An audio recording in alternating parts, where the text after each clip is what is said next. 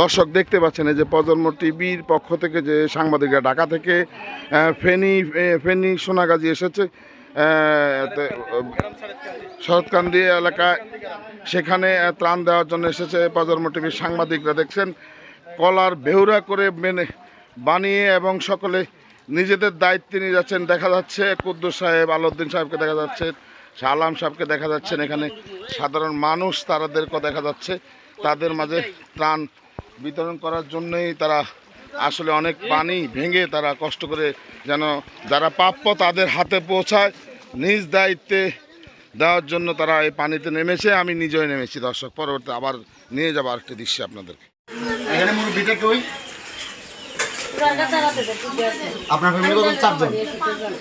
দর্শক এই মুহূর্তে আমরা উপস্থিত রয়েছি ফেনী সোনাগাজীতে, যারা পানিবন্দী আশ্রয় নিয়েছেন একটি বিল্ডিংয়ে। আমাদের প্রজন্ম টিভি পরিবারের পক্ষ থেকে সকলকে ত্রাণের ব্যবস্থা করেছি, সেটা বিতরণ করা হচ্ছে। দর্শক দেখতে পাচ্ছেন প্রজন্ম টিভির পক্ষ থেকে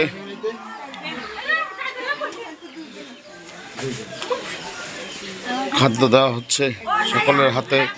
তারা ফেনী সোনাগাজী অবস্থান করছে একটি বিল্ডিংয়ের ছাদে। আপনারা দেখতে পাচ্ছেন যে এখানে আসলে তাদেরকে খাওয়ান দেওয়া হচ্ছে। দর্শক দেখতে পাচ্ছি, দর্শক এই যে দেখতে পাচ্ছেন আমি নিজেও পানিবন্দী অবস্থায় আছি, পানির নিচে আছি, যে আসলে ভয়াবহ অবস্থা এখানে।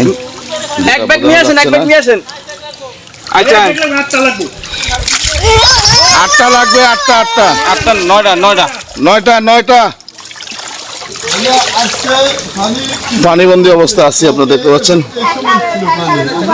আমি নিজেই পানিবন্দী অবস্থায় হাঁটতেছি ধীরে ধীরে, যদিও আমি পানিতে ওইভাবে নামি নেই। দর্শকে যে দেখতে পাচ্ছেন আমাদের প্রজন্ম টিভির সাংবাদিক এবং ব্যবসায়ীরা যে উদ্যোগ নিয়ে সাভার থেকে এখানে এসেছে, তারা কোমর পানি বুক পানি পর্যন্ত ভিজে তারা মানুষের হাতে হাতে পৌঁছে দেওয়ার চেষ্টা করছে এই ফেনী সোনাগাজীতে। দর্শক আপনারা দেখতে পাচ্ছেন, এই যে দেখছেন আপনারা দর্শক, আপনাদের মাঝে তুলে ধরার চেষ্টা করছি আমরা। দর্শক এই মুহূর্তে রয়েছি আমরা ফেনী ফুলগাজীতে, গ্রামের নাম কি এটা? চাঁদকান্দি এলাকায়। সেখানে আসলে এই যে দেখছেন মানুষ পানি সোনাগাজীতে আমরা এই যে মানুষগুলা পানিবন্দী। কতদিন থেকে আপনার পানিবন্দী অবস্থা আছেন? 5 দিন এই অবস্থায় আছে। পানি কি কমতেছে না? দর্শক আজকে 5 দিন ধরে ওনারা হলেন বন্দি অবস্থা আছেন। এই যে আমাদের প্রজন্ম টিভির সাংবাদিক শাহ আলম সাহেব বুক পানি পর্যন্ত নেমে, আসলে আমি নিজেও নেমে গেছি, তো সেখানে সকলকে পানির অবস্থা খুব ভয়াবহ অবস্থা। তারা খুব দুর্বিষহ অবস্থায় আছে, খুব মানবতার অবস্থায় জীবনযাপন করতেছে। আসলে এখানে ত্রাণ ততটা পৌঁছায় না, ওই যারা রাস্তার কাছে আছে তারাই আর কি ত্রাণটা পাইতেছে, ভিতরে কারা কেউ ঢুকতেছে না। দর্শক আমাদের সাংবাদিক শাহ আলম সাহেব উনি নিজেই স্বেচ্ছাসেবীর কাজ করছেন এবং হলো আসলে পানিবন্দী। আমি নিজেই হলো পানির নিচে আসি, দেখাতে পারছি না আপনাদেরকে। পরবর্তীতে আবার নিয়ে যাবো আরেকটি দৃশ্য। দর্শক